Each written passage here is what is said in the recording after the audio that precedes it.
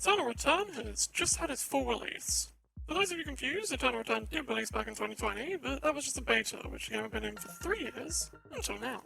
A lot got changed, and in this video, I'm going to go over my general thoughts towards the full release, and whether or not I think it was good or bad.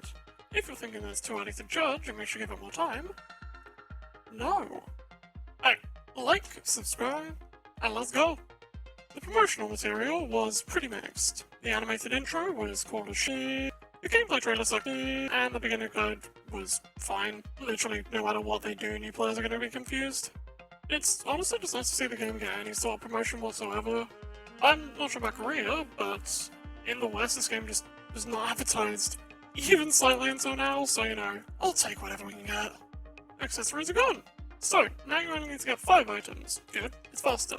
And the ability to sometimes have an accessories have been replaced by tactical skills. If you play with League, these are some of the spells. An ability that the player can use separate from the character that has a unique, often very useful effect. I'm not going to go into details about all of them, but they've got a few from League, a few support ones, and a few that probably won't be balanced. There's a ton of different tweaks to the numbers of almost every character, weapon skill, and item in the game. A lot of it isn't super noticeable, but the big overall change seems to be a reduction in CC, which is amazing. CC sucks, and you want the bare minimum needed to keep your game balanced, and I will celebrate any CC reduction we get, because shockingly, not having control of your character sucks! Ready up, because there's a lot here. With the full release, we end up losing solos and duos, with the only remaining VR game mode being squads. I do get why they did this. Splitting up the player base into a bunch of different queues doesn't work when you don't have much of a player base. They did say solo duos was only temporarily disabled, so maybe they'll come back if the game starts popping off. I wouldn't hold your breath though. I've got mixed feelings on this. It helps with queues, and people are a lot more used to playing in teams and MOBAs, so squads is probably more casual friendly. Maybe? I don't know. The devs said it was more casual friendly, so I'll take the word for it. It isn't perfect though. A minor issue is that players who play Eternal Return just so they can play solo and not be dragged down by their awful teammates might stop playing. Although that might end up being a good thing, because normally those players are super annoying. The problem I'm more concerned about is how this might change the balancing and character design of the game. Previously, characters were made with solo in mind, which I think is the main reason why this game actually feels different from other MOBAs. I'm worried that now players will only be playing in teams, the characters might be forced more into certain roles like in League or Dota, and the game might lose some of its uniqueness. This is all just me guessing obviously, and I really do hope I'm wrong. They added a bunch of changes to the map, adding new pathways through different areas, one of which is like a jump pad thing. For new players this won't mean anything, but for people who have been playing for a while, you'll probably like them. It just has new ways to go through the map and it's pretty cool. There's also the briefing room. That's just kind of funny. If you're ever in it, I'd recommend turning down the sound effects, which they added a separate slider for, which was a really good choice. The mastery tab that no one ever looked at during the game has been changed into the V-pad. The V-pad is a condensed version of some of the menus that you need to check during the game, which is nice. You have to look at some of the others occasionally, but it's a bit more convenient, which is never a bad thing. Crafting has mostly stayed the same, but now you can spend credits to buy some base materials instead of running across the map to get them, and you can buy special materials from kiosks. Operator Naja is a new addition that tries to make the new player experience a little less confusing, helping with getting your initial build and then directing you to meet your team, use campfires, hunt, all that Eternal Return goodness. By the way, campfires are reworked to the cooking system, basically just go near a campfire to cook good food. Once you've gotten past the early stages of the game, Nudge reminds you of map objectives and gives tip on upgrading gear with rare materials and rising teammates. All of this is customizable, so you can just get to stop if you already know it, or whenever you figure it out. I assume they're going to monetize this and sell other characters operators, but who knows, maybe they won't. Speaking of monetization, let's talk about it. They added loot boxes. There's 2 types, a skin box and a general box. You can only get the skin box with real money, and the general box you can buy for real money, or get in game from doing some random shit. Both of the boxes require data keys to open, which must be obtained separately, and can be bought for real money or gotten in game. General boxes can have every type of collectible in them, meaning you'll probably only get random garbage. And skin boxes can have either skins or skin designs, which you then need to craft into skins using data fragments, with epic skins requiring rare data fragments. You can still buy characters and skins straight from the shop, so if you want anything specific, just do that. The battle pass is still there, I've never bought it, so I don't know if it's worth getting. Up to you, I guess. If you do buy anything, thanks for paying for my game so I don't have to. If you played Cobalt previously, you may notice that it looks kinda different. As far as I can tell, they've just updated the lighting, but there might be more changes I've just missed. They've changed the visuals of the menus, which I'm getting used to, and they made it so you're guaranteed to get an item you can actually use after you fill up your little legendary bar from shredding items. Cobalt Protocol has its own unique tactical skills. Everyone starts off with the same healing skill at the beginning, and you can buy a new one from the 6 Cobalt exclusives. A lot of the tacticals are taken from the mythic accessories that used to be in the game, but some are brand new and broken. Truth Explosion on a character like Jackie is an absolute nightmare.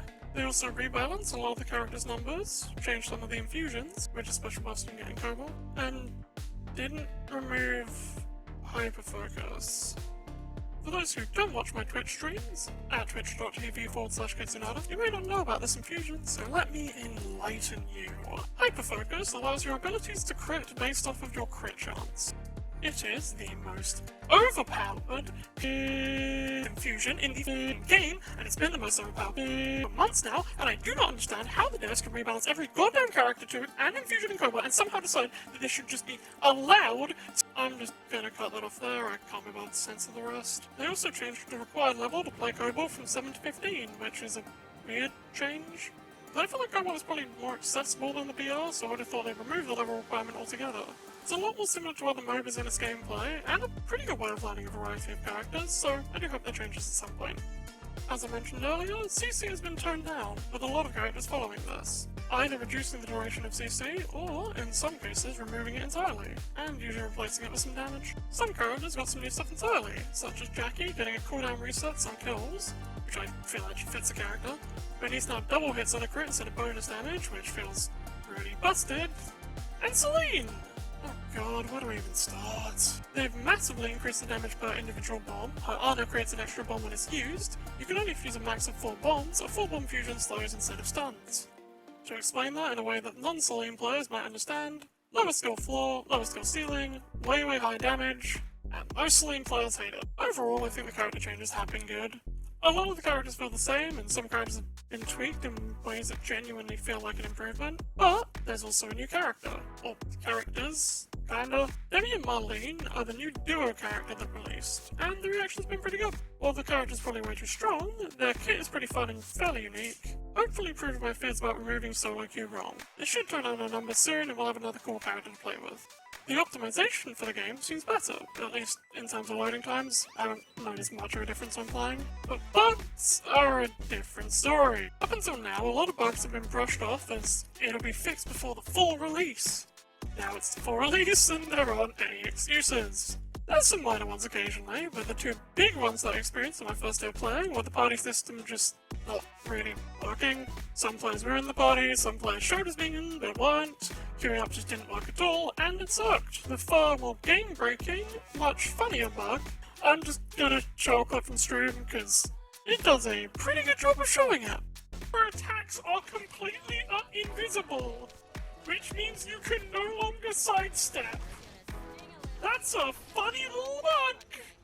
Also, what's the I can't dodge Hayes' rockets because I cannot see them! Susanna's also just not in the game. I don't know if it's because of a bug or something else. But it just wouldn't be Eternal if it wasn't buggy as shit, so it is what it is. Honestly, while I think this video's had a lot of the negatives of the full release, I'm really getting excited. It's been a while since Eternal Returns had this much new content and this many new players, and I really just want to do well. I've played this game on and off for years now, and I would love for a game that I genuinely enjoy, most of the time for focus, to do well. I think the full release has a lot of significant improvements to the game, but whether or not the full release is successful will be determined by a single metric, the player count. There's been a spike of both new and returning players, and we just have to hope that the game can keep them. Okay, and that's the end of the scripts. I wanted to get this video out, like, yesterday, but hey, I did not have enough time, so it is what it is. A lot of the footage from this video was from my Twitch. Some of the clips were, I think, as well. I think I put a clip in there. So check that out, twitch.tv/Kitsunada. Yeah. See ya.